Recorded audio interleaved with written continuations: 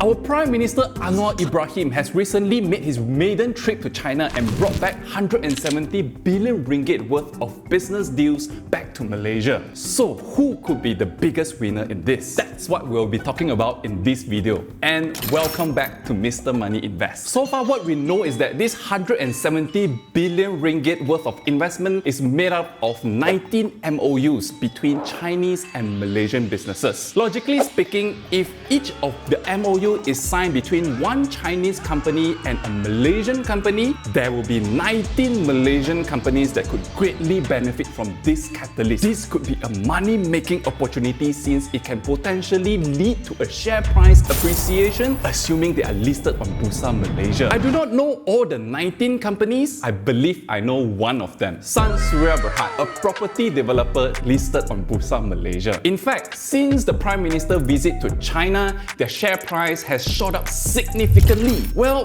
maybe it's a coincidence? He moves right there! Coincidence? I think not! Never know. But now you will be wondering, what has a property developer got to do with this? I mean, how it benefits from this whole deal? A lot of it has got to do with their big boss, Tan Sri Dato' Ter Leong Yap. Many of you may not heard of his name, but in the business world, he is known to be an important guy in the China-Malaysia business community. Well known for his ability to network and facilitate business deals. Something that he is very good naturally. Even during his studies, he was an active member of clubs and societies where he was in charge of looking for sponsorships and fundraising for projects in school.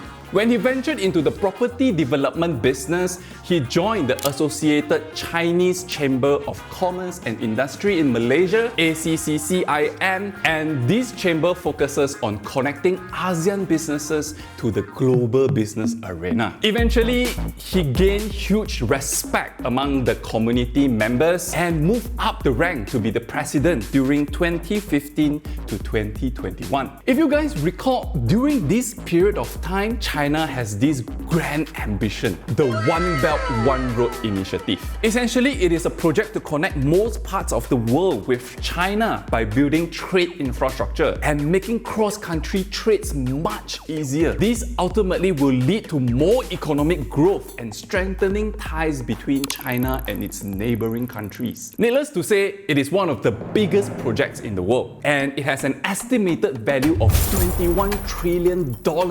This was a huge opportunity to neighboring countries and their businesses. Just imagine if you could just attract a small fraction of this $21 trillion to your country. That's a lot of money. So during his presidency, Tan Sri Dato' Ter put his skill set to work and facilitated some of the big deals for Malaysia. One of the most notable projects was this 75 billion ringgit ECRL project that connects Kota Baru in the east all the way to Port Klang in the west. With the ECRL, we no longer need to rely on ships to travel all the way down to Singapore and make a U-turn back up here and to continue its journey to wherever it needs to go. The goods can be dropped off either here or here and take a shortcut to go to the other side. Save time, save money. Not to mention the potential development and growth of the businesses along the railroad line. The point is, Tan Sri Dato' Ter has the capability to pull in this big catalyst from China for the growth of Malaysian businesses.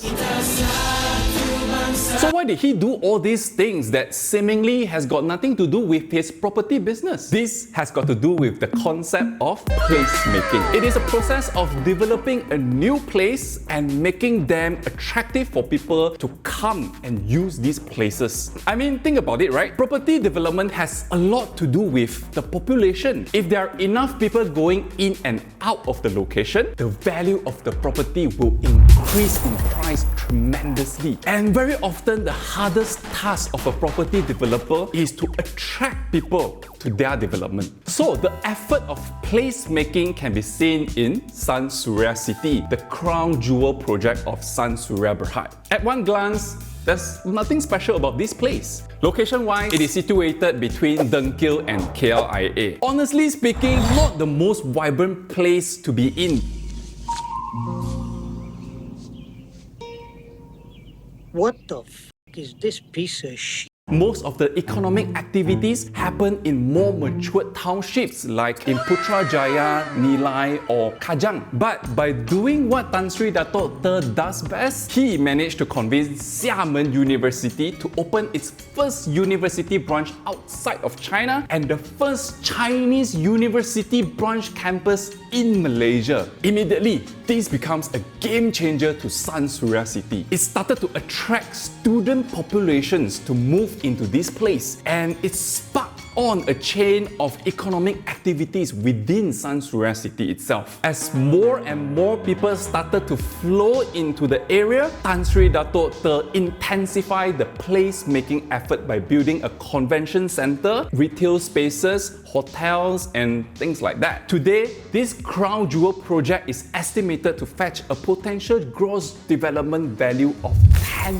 billion ringgit. Now, enough of that. Going back to our Prime Minister visit to China. Some of you probably know that Tan Sri Dato' was one of the delegation to China during this trip. In that trip, he and his fellow ACCCIM members helped the Prime Minister to arrange as many as 50 meetings with the local businessmen in China. 50. I guess that shows how strong is the team connection with the Chinese business community. So far, we do not know the full details of this 170 billion ringgit MOUs, but one has made a headline on the newspaper. It is a joint venture between Sun Surya and IAT. Under this MOU, the JV is going to look for opportunity together in the areas of EV and EV related products. So, what does IAT do? According to its website, IAT is a research company. Their main business is to provide vehicle design and manufacturing of advanced and core parts for EVs.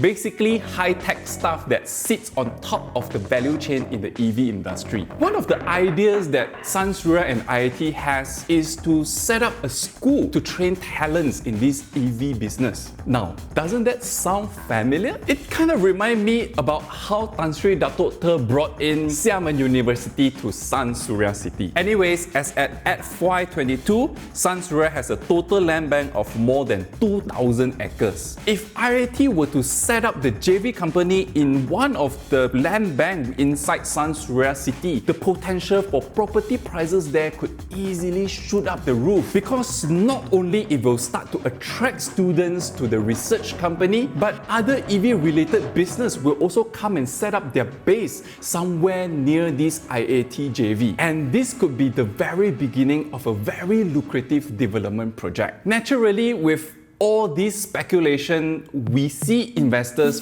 FOMO, and this was the result. Many people are predicting that Sun Surya could greatly benefit from this deal. But be reminded that this is just a MOU. It simply means Memorandum of Understanding. It is not a binding contract to execute the project. Even if the project is executed, it does not guarantee profitability. So there are many factors that we have to consider here. Jumping in too early could make this a very high-risk investment. If things work out, okay lah, right? The share price could go even further. But if it doesn't, you know what could happen. Sing we now, sing for the year, sing for the land, and sing for the tears. So ultimately, the question is this. Do you think that Tan Sri Dato' has the capability and capacity to pull off what he did with Xiamen University once again? Tell us in the comments below.